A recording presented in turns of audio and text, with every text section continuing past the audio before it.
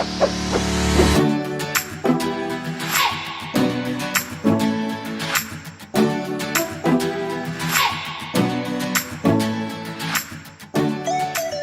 can reorder items in the tree without changing their absolute position by holding the Shift key.